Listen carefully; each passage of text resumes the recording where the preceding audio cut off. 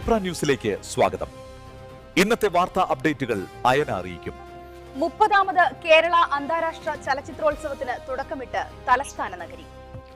82 രാജ്യങ്ങളിൽ നിന്നായി 26 സിനിമകളാണ് ഇത്തവണ പ്രദർശിപ്പിക്കുന്നത്. 1996-ലെ പലസ്തീൻ കലാപത്തെ പശ്ചാത്തലമാക്കിയുള്ള പലസ്തീൻ 36 എന്ന ചരിത്ര നാടകമാണ് ഉദ്ഘാടന ചിത്രമായി തിരഞ്ഞെടുത്തിരിക്കുന്നത്. കേരളം കാത്തിരിക്കുന്ന തദ്ദേശ തെരഞ്ഞെടുപ്പ് ഫലം ഇന്ന് രാവിലെ 8 മണിക്ക് വോട്ടെണ്ണൽ ആരംഭിച്ചു.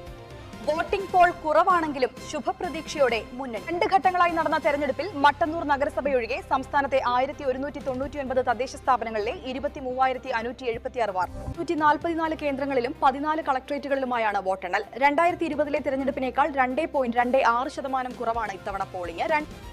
യാത്രക്കാർക്ക് നഷ്ടപരിഹാരം പ്രഖ്യാപിച്ച് ഇൻഡിഗോ.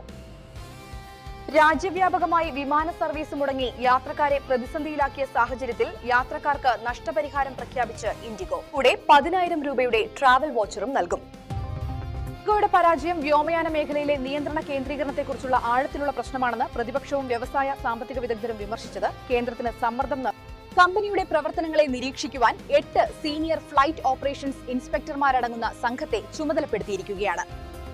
യുനെസ്കോ പട്ടികയിൽ ഇടം പിടിച്ച് ദീപാവലി.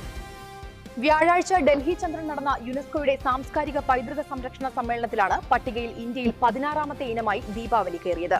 യുനെസ്കോ സമ്മേളനത്തിന് ഇന്ത്യ വേദിയാകുന്നതും ആദ്യമായാണ്. സ്വർണവിലയിൽ റെക്കോർഡ് വർധനവ്. വെള്ളിയാഴ്ചയിലെ വ്യാപാരത്തിലാണ് വർധനവ് രേഖപ്പെടുത്തിയത്. 2 തവണയായി 1,800 രൂപയാണ് കൂടിയത്. രാവിലെ 1,400-ഉം ഉച്ചകഴിഞ്ഞ് 400-ഉമായാണ് വർദ്ധിച്ചത്. ഇതോടെ പവന് 97,680 രൂപയായി. ഗ്രാമിന് 12,210 രൂപയായി.